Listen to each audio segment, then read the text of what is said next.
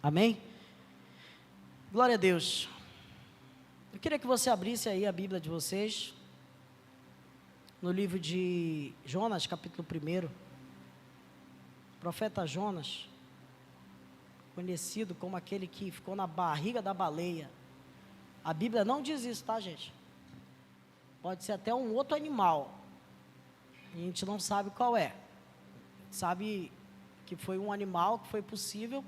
Muitas pessoas, até teólogos, acreditam que isso era uma metáfora, mas isso não é verdade, foi realmente literal. Jesus, ele confirmou isso. E um dia desse, depois pesquisa aí, o homem que ficou 3 dias na barriga de uma baleia, acho que tem 1 ano e meio isso, está na internet, sobreviveu, saiu de lá, está vivinho da Silva. Isso aí foi mais uma testificação de uma verdade bíblica. Então, eu até estive lá, coloquei a foto aí, Charone. Eu estive lá ano passado, nesse porto que ele foi, em Jope, de uma região ali de Israel. Eu tomei saiu uma baleia aí, essa foto diminui ela.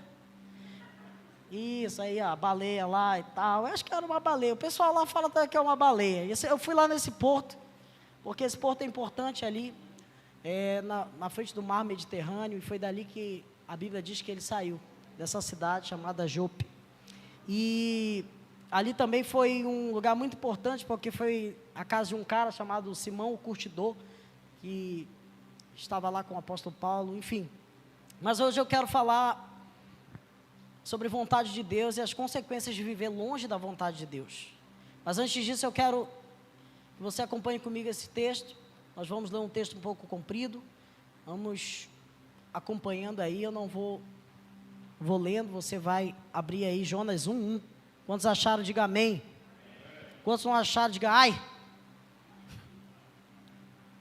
Gente, tem gente que está com dificuldade, já desse me perguntaram, como é que eu decoro a direção da Bíblia? Fala assim, é muito difícil, porque algumas pessoas, por exemplo, falam Jonas, aí o cara vai lá no sumário da Bíblia, ele pega a página número 3.800 e não sei o que, até ele achar, é muito difícil. Como eu aprendi?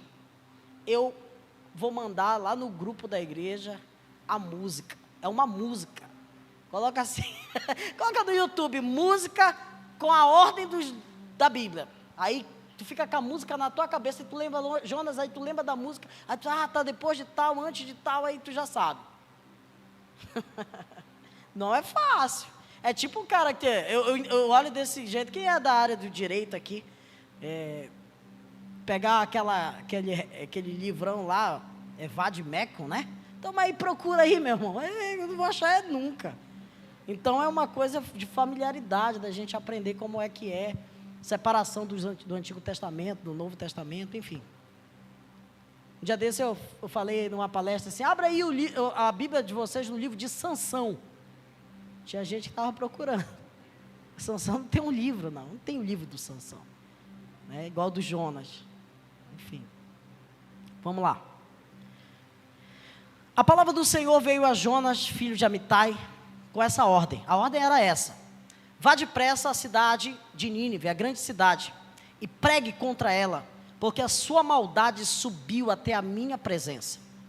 Mas Jonas fugiu da presença do Senhor, dirigindo-se para Tarsis, e desceu, diga assim, desceu a Jope, onde encontrou ali um navio que se destinava àquele porto, e depois de pagar, diga assim, de pagar a passagem, embarcou para Tarsis, para fugir da presença do Senhor. E o Senhor, porém, fez soprar um vento muito forte sobre o mar, e caiu uma tempestade tão violenta, que o barco ameaçava arrebentar-se. Todos os marinheiros ficaram com medo, e clamavam cada um para o seu Deus, começaram a se apegar com aquilo que acreditava, começaram a se apegar com cada um do seu Deus, e tiraram as cargas, começaram a jogar as cargas ao mar, para que o navio ficasse mais leve, mas não adiantou. E enquanto isso, diga assim, enquanto isso, Jonas, diga assim, desceu um pouco mais. Agora ele já não estava em Jope, ele estava no porão do navio. Ele tinha descido ao porão e ali se deitava, dormia profundamente. O capitão dirigiu-se até ele e disse assim: como é que você consegue ficar dormindo diante dessa situação? Levante-se e clame ao seu Deus, talvez ele tenha piedade e nós não morramos. Então os marinheiros combinaram entre si: vamos lançar sorte e descobrir quem é o responsável por essa desgraça que se abateu entre nós. E lançaram sorte, e a sorte caiu sobre Jonas. E por isso, eles perguntaram dizendo assim: diga-nos, quem é responsável por essa calamidade? Qual é a sua profissão? De onde você vem? Qual é a sua terra? Qual é o povo que você pertence? E ele respondeu: eu sou hebreu, adorador do Senhor, o Deus dos céus e da terra, aquele que eu acredito. Então os homens ficaram apavorados e perguntaram assim uns aos outros: o que nós vamos fazer com ele? Pois sabiam que Jonas estavam fugindo de Deus, porque ele tinha dito isso a eles. E visto que o mar estava cada vez mais agitado, ou seja, piorou a situação, e eles perguntaram: o que devemos fazer com você para que o mar se acalme? E ele respondeu: me pegue e me jogue no mar, e ele se acalmará, pois eu sei que por minha causa está acontecendo essa violenta tempestade sobre vocês. E ao invés disso, os homens se esforçaram o máximo para remar até chegar à terra, mas eles não conseguiram, porque o mar tinha ficado ainda mais violento, e eles clamavam ao Senhor: Senhor, nós suplicamos, não nos deixe morrer, e nós não queremos tirar a vida desse homem. Tipo assim, eles não queriam jogar ele, porque eles sabiam que ele ia morrer. Então, sobre nós cairia a culpa desse inocente ao matar ele, porque tu és o Senhor e fizeste o que desejas. E em seguida pegaram Jonas e lançaram ele no mar. E o mar se aquietou, e todos se tomaram de grande temor ao Senhor, e os homens ofereceram ali sacrifícios e fizeram votos, e o Senhor fez com que um grande peixe engolisse Jonas, e ele ficou dentro de um peixe por 3 dias e por 3 noites. Coloca a mão no seu coração. Pai, te peço a tua bondade e a tua fidelidade sobre nós. Peço que o Senhor derrame aqui sabedoria para que possamos entender, compreender tudo aquilo que o Senhor deseja nos ensinar. Que o Senhor toque cada pessoa que está aqui, que está no seu quarto, que está no seu carro, que está em qualquer lugar escutando essa palavra. Mas nós te pedimos, Deus, graça para entendermos aquilo que o Senhor deseja nos ensinar nesse dia. Eu peço revelação e graça sobre cada momento, sobre cada pessoa que está aqui. Nos instrui a entender que a tua direção, a tua vontade é aquilo que nós precisamos para ser guiados. Que o Senhor nos unja e nos traga o teu amor e a tua graça nesse dia, em nome de Jesus. Diga amém. As consequências de viver longe da presença de Deus. Existe uma vontade de Deus sobre todos nós, que você pode acreditar ou não, que você pode entender ela ou não. Eu posso dizer que cada pessoa aqui nesse lugar tem um destino, porque a Bíblia diz que Deus contou os nossos dias, Ele sabe até quantos cabelos tem no nosso corpo, Ele sabe o nosso deitar, o nosso levantar, e Ele nos criou, a Bíblia fala, de uma forma assombrosamente maravilhosa. Isso fala de nossas qualidades, das nossas virtudes, daquilo que temos, daquilo que somos. E essa história aqui, ela é recheada de lições. Eu poderia, enfim, pregar muitos sermões só com esse texto aqui.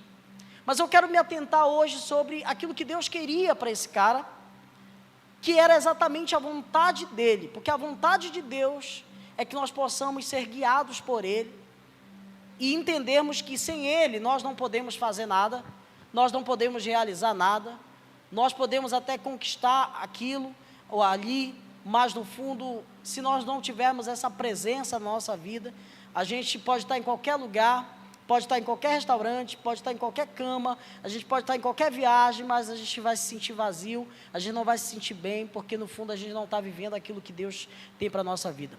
Há quem diga que fracasso é ser bem sucedido onde Deus não chamou a gente para viver. Deus tem uma boa, uma perfeita e uma agradável vontade para todos nós, e Ele deseja que no decorrer da nossa vida, a gente descubra isso. Jonas era um profeta de Deus, essa era a vocação dele, era aquilo que Deus tinha chamado ele para viver. Mas, pasme, porque você não vai ver nenhum profeta no Antigo Testamento ser chamado para evangelizar. Todos os profetas no Antigo Testamento, eles eram chamados para exortar e para alertar o povo de Israel e de Judá. E eles faziam isso em geografias diferentes. Se você for ler todos os profetas bíblicos, você vai ver para quem eles profetizaram, para o lugar que eles profetizaram e para qualquer situação que tinha ali adversa. Mas Jonas é um padrão missionário no Antigo Testamento, coisa que a gente só vai ver no Novo Testamento, de Deus enviar um missionário para pregar para quem não conhece a verdade de Deus. Quando a gente está falando desse povo chamado Nínive, a gente está falando do povo assírio. Na verdade, Nínive era a grande capital ali daquele tempo. Ela era uma cidade extremamente idólatra, ela era uma cidade extremamente violenta, ela era uma cidade que empalava pessoas. Tem até uma foto aí, para quem não sabe o que é empalar, é isso aqui, ó. Eles enforcavam, eles empalavam, e alguns dizem que os muros da cidade de Nínive eram várias pessoas empaladas. Já pensou você ser recebido, bem-vindo a Nínive? Várias pessoas empaladas. Eles eram extremamente violentos. Para você entender um pouco isso, hoje essa região é o atual Iraque. Vocês viram que no tempo da guerra dos Estados Unidos com o Iraque, ainda acontecia essa prática. Empalaram vários americanos naquela época no Iraque, aí menos de 10 anos atrás. Então, eu estou falando aqui de algo que realmente era difícil. Quando eu olho a vida de Jonas, eu falo assim, cara, ele teve medo. E ele teve medo, mas Deus tinha garantido algo para ele. Que ele estaria com ele, que ele abençoaria ele, que ele estava dando vitória, enfim. E ele falou, vai lá e pregue contra essa cidade. Talvez ele chegasse lá e falasse assim, olha, gente, quero falar um negócio, Deus está chateado com vocês, se arrependam. Mas ele não fez isso. E sabe o que é impressionante? Coloca aquele próximo slide. Existe um slide aqui que vai falar, não o outro, que vai falar que, por exemplo, de Jerusalém até Nínive, era mais ou menos essa questão aí, quase 1.000 quilômetros, não era perto, mas ele não podia ir de barco, ele tinha que ir andando. Presta atenção. Agora volta, pode passar o próximo. Aí que foi, não, o próximo, desculpa, falei volta, né? De Jerusalém para Jope, que foi onde eu fiz essa viagem de Jerusalém até Jope, 52 quilômetros. Volta agora lá, é menos de que 800 e pouco. Presta atenção, tenta entender a cabeça do cara. Então ele não quis isso, ele quis o outro. Pode passar agora. Ele quis 52. Era mais fácil, vocês concordam comigo? Por quê? Porque ele ia chegar lá, ele ia deitar no barco e ia viajar isso aqui, ó, de Jope para Tarsis, 3.000 e poucos quilômetros. Porque a presença de Deus estava em Tarsis? Não, estava em Nínive. Deus não tinha mandado ele para Nínive. Por que aconteceu toda a desgraça? Porque ele não quis ir para Nínive. Ele quis ir para Tarsis, porque era o quê? Diga, mais fácil. Fiz todo esse desenho para te dizer que essa é a realidade da nossa vida.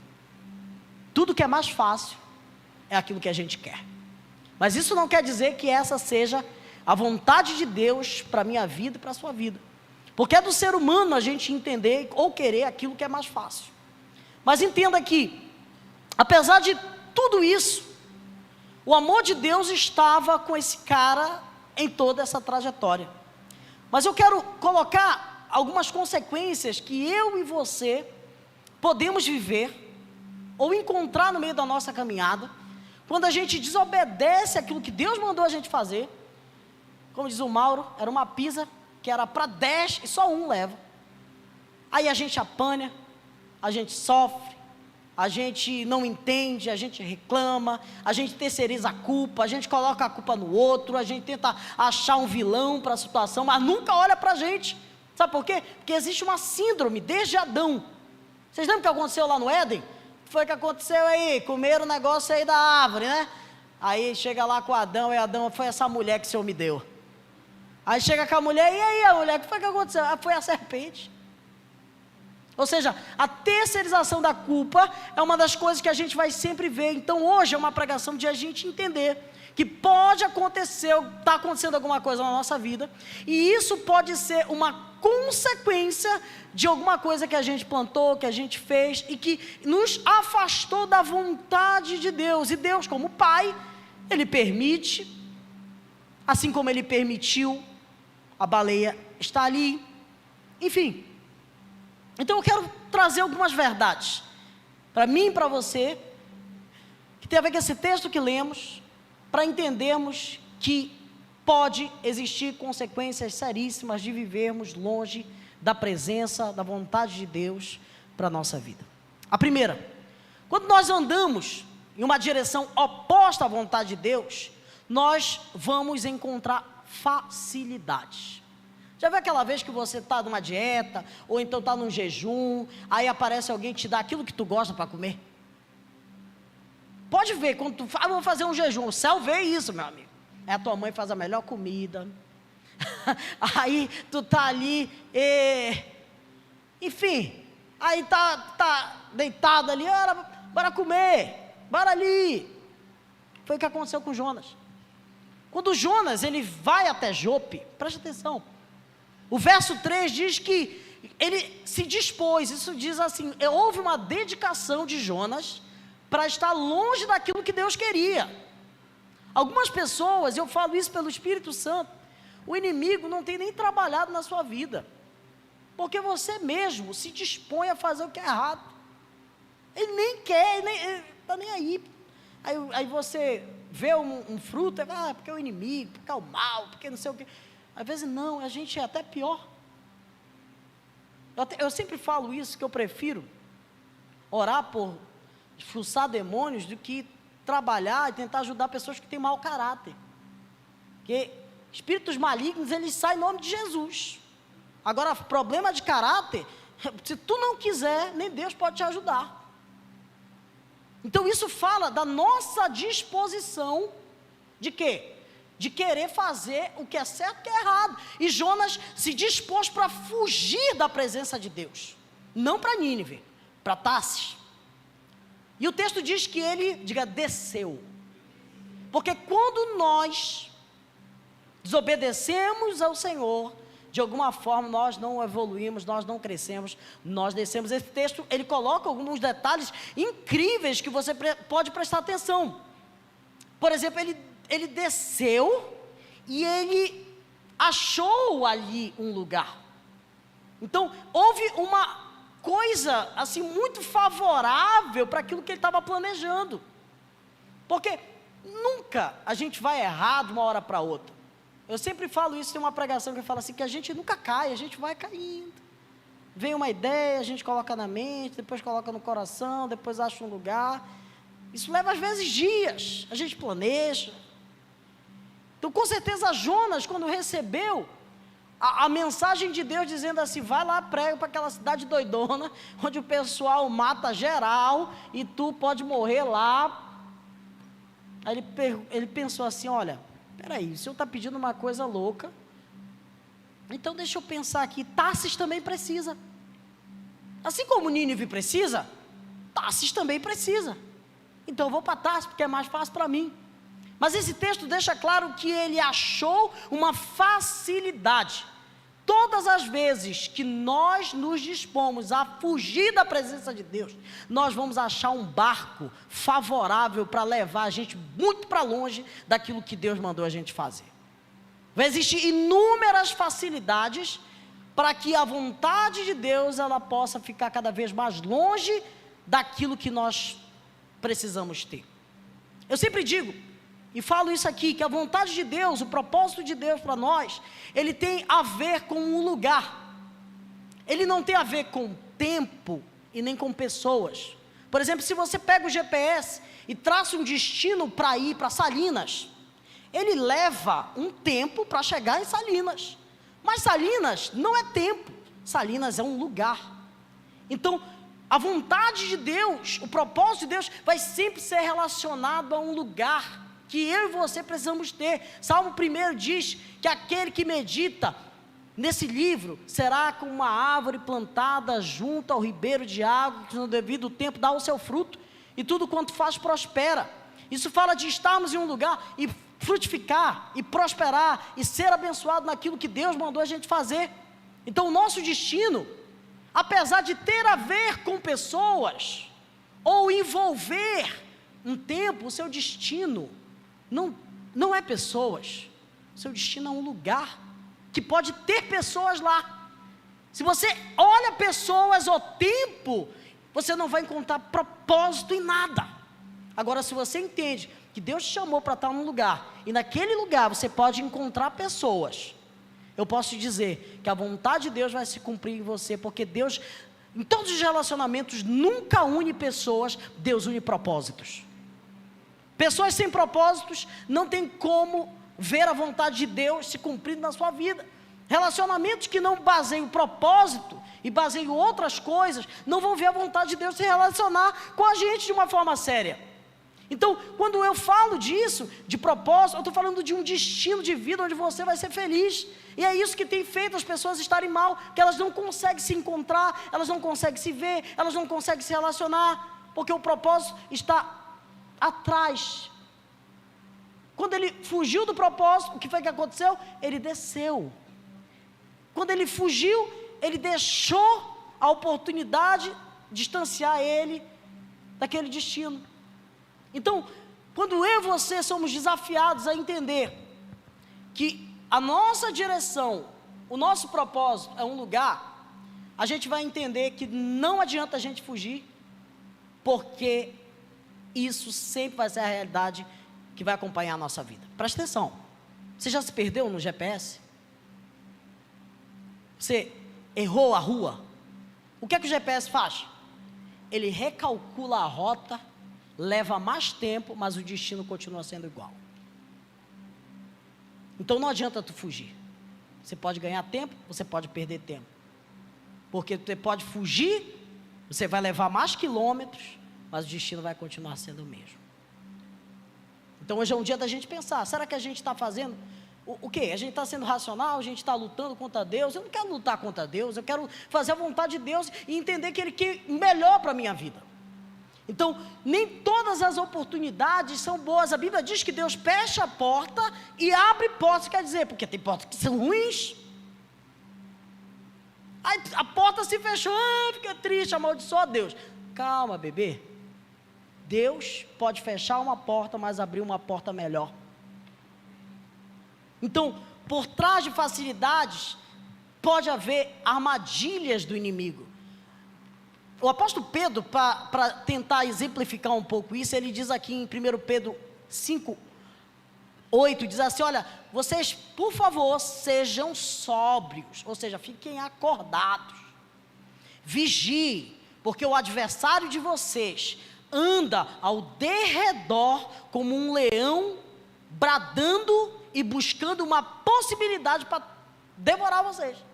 Então, a característica do inimigo é ficar cirandando a nossa vida. Mas esse texto ele revela uma coisa muito profunda. Porque ele anda ao nosso derredor. Que está ao nosso redor são os anjos do Senhor. Mas uma vez que a gente foge disso, é como se a gente fugisse dessa proteção e a gente desse abertura, assim como Jonas deu. Vocês estão entendendo o que eu estou querendo dizer aqui? Então Deus não abriu nenhuma possibilidade. Porque às vezes a gente pensa, não, hoje pode, beleza, tal, hoje eu não estou legal, enfim. A verdade é que você precisa entender, todas as vezes, principalmente quando você sai insatisfeito, quando você está triste, vai existir possibilidades para te afastar da presença de Deus. Principalmente quando você tem razão. Você sabia que as maiores vezes que a gente perdeu a razão é quando a gente tinha razão? Você tem a razão, você se enche da razão, e por ter a razão, perde a razão. Número 2. Como nós nos distanciamos e podemos colher consequências na nossa vida, longe da presença de Deus, é quando nós andamos em direção oposta à vontade de Deus, perdendo a própria presença de Deus. Porque quando você vai à direção oposta, você se afasta da presença de Deus. O texto deixa claro que Jonas se dispôs para fugir da presença de Deus, para Tarsis, porque a vontade de Deus era em Nínive. Então ele não olhou o lugar e ele fugiu da presença. Então a Bíblia diz assim: tendo ele decidido, desceu a Jope e achou ali um lugar. E sabe o que é mais impressionante desse texto? É quando ele chega nesse lugar, ele paga para fugir da presença de Deus, pois ele compra uma passagem, ele embarca nele e ele vai para esse lugar, e o texto repete dizendo, e saiu para longe da presença do Senhor. Toda vez que você desejar ir para o centro da vontade de Deus, você vai encontrar inúmeras dificuldades. Toda vez que você decidir ir para longe da presença de Deus, você vai encontrar inúmeras facilidades. Então, o que é impressionante é que para ir para Nínive, existia poeira, não navio. Ele tinha que ir andando, ele tinha que fazer de alguma forma. Alguns dizem, né, que o peixe, quando vomitou, ele já caiu lá. Não acredito nisso, não.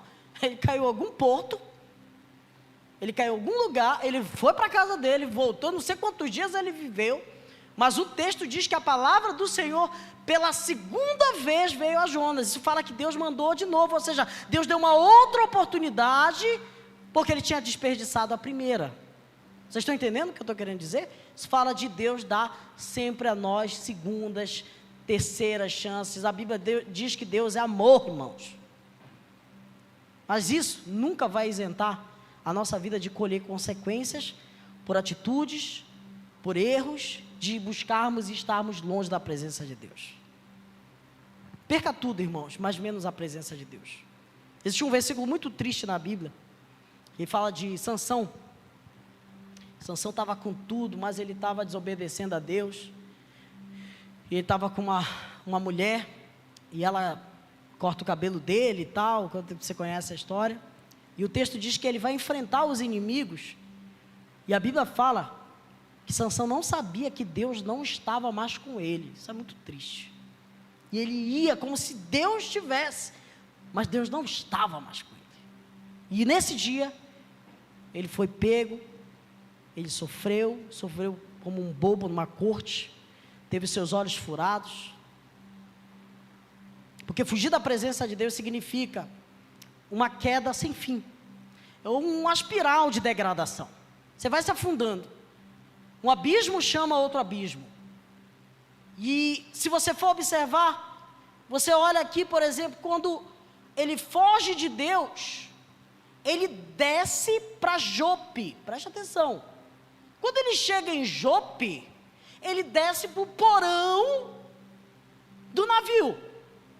Quando ele sai do porão do navio, ele se joga para o mar, ele afunda no mar, ele vai um pouco mais baixo, depois ele pega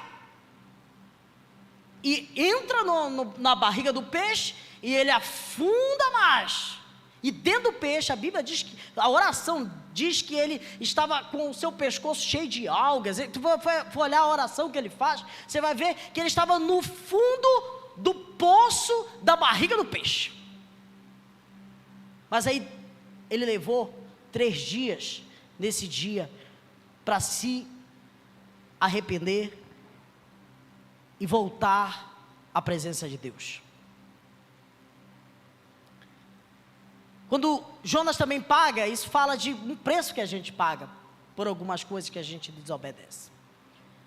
Ele pagou essa passagem, e a verdade é que todos nós, às vezes, precisamos entender que Deus, Ele nos ama, Ele nos perdoa, Ele é amor, Ele pode perdoar inúmeras vezes, pode me perdoar inúmeras vezes, mas Ele nunca vai isentar nenhum de nós de colhermos nada do que nós, de colhermos nada daquilo que a gente plantou. Então, o problema de Deus nunca vai ser o perdão, mas sim a consequência daquilo que a gente planta, porque tudo que o homem planta, isso também vai colher. Número 3, quando nós andamos na direção contrária, oposta à vontade de Deus, é capaz de nós termos sustos, de nós assustarmos com aquilo que está em nossa volta. O texto diz assim: mas o Senhor lançou no mar um forte vento e fez o mar uma grande tempestade, e o navio estava pronto a despedaçar. Então os marinheiros, cheios de medo, clamaram cada um ao seu Deus, lançaram a carga no mar, e Jonas, porém, dormia profundamente. Quando nós fugimos da presença de Deus, nós podemos trazer para pessoas que estão perto da gente prejuízos. Quando nós fugimos daquilo que Deus mandou a gente fazer, é muito possível também prejudicarmos terceiros. Aqueles marinheiros, aquele barco, aquelas cargas, não tinham nada a ver com a história dele. Isso fala muito de percebermos quem é que nós permitimos no nosso barco.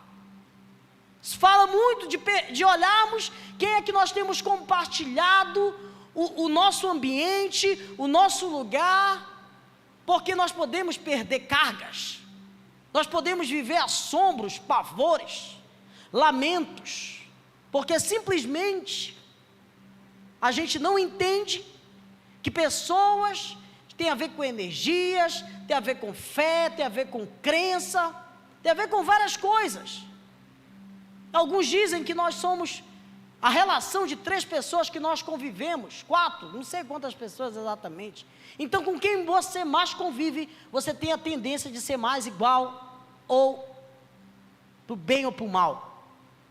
Quando nós esquecemos que Deus é capaz de mandar uma tempestade, para fazer talvez a gente lembrar daquilo que Ele mandou a gente fazer, porque entenda uma coisa, se não acontecesse nada, Ele ia dizer: Deus está aprovando isso aqui. E essa é a sensação que a gente tem. Às vezes, está até fazendo uma coisa errada, está até vivendo uma coisa errada, e a gente não está vendo nada. E quando vem a tempestade, é possível ainda a gente querer colocar a culpa no outro.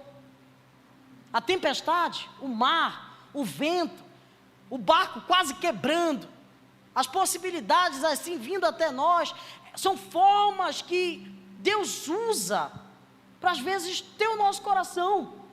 Porque ninguém conhece ninguém dia de festa. Você nunca vai conhecer ninguém dia de festa. Você só vai conhecer pessoas no dia mau. Naquele dia, a gente vê pessoas se apegando aos seus deuses, mas o cara que estava causando aquilo estava dormindo profundamente no fundo do porão do barco. Até que alguém o desperta e diz assim: cara, te levanta aí, tu não está vendo o que está acontecendo? Não é possível. E ele, nesse momento que ele se levanta, ele talvez vê a situação, e isso fala muito de nós, às vezes, estarmos vivendo um sono profundo, de nós não estarmos observando o contexto ao nosso redor. Quando o profeta Samuel diz assim, que é muito melhor obedecer do que sacrificar, ele está dizendo assim, que não adianta você agora, que está colhendo consequências de erro, ficar querendo sacrificar e jejuar. É muito melhor você entender que é melhor você obedecer, porque quando você obedece, você não vai ter que sacrificar. A maioria dos jejuns, dos propósitos que são feitos, são para consertar coisas que nós plantamos. E Deus está querendo que nós olhemos para dentro de nós assim e falamos assim: eu errei, cara, foi eu que errei. Deus está muito mais feliz, fica muito mais feliz quando a gente admite um erro do que a gente quer fazer um outro propósito de 40 dias para tentar consertar uma coisa que a gente sabe que é errada. Diz amém, glória a Deus, dá um sorriso para ver se quebra o clima. E por último, quando andamos na direção oposta à vontade de Deus, nós vamos colocar pessoas inocentes em perigo, já falei. E quando nós andamos na direção oposta à vontade de Deus, nós podemos tumultuar toda a nossa vida. Toda a nossa vida. Verso 12 diz assim: porque eu sei que por minha causa sobreveio grande tempestade. Agora, pode pensar aqui, que esse cara tinha um coração muito louco, porque já tinha rolado uma tempestade. Ele já tinha reconhecido aqui, que por causa dele, preste atenção, aconteceu a tempestade, mas aí o que é que acontece? Jogam ele no mar, o peixe engole ele, Mas ele ainda leva 3 dias para se arrepender dentro da barriga do peixe. Isso fala de ânimo dobre nosso. Às vezes a gente reconhece, a gente sabe, eu sei o que eu tenho que fazer, mas não tenho força para fazer. Talvez no primeiro dia ele não morreu e falou assim: deixa eu ver até quando eu vou poder ficar aqui, sem negociar com Deus, sem dizer para Deus: Deus, por favor. Qual é a saída? É o arrependimento. E arrependimento não é remorso. Remorso é um sentimento que nós temos e é muito momentâneo. Arrependimento é algo que dói. E algo que nós temos tomado decisões sérias. E muitos de nós aqui vamos ter que pensar nisso. Quantos Jonas estão na nossa vida? Quantas pessoas a gente tem compartilhado e de repente está trazendo tumulto, confusão? Quantas pessoas a gente tem convivido e de repente mudou toda a nossa vida? Será que melhorou? Será que piorou? Será que a gente vai ter que juntar igual os marinheiros para dizer assim: ei, vamos se arrepender aqui junto? Eu não sei. Eu só sei que Deus, Ele quer nesse dia trazer para você uma autoanálise.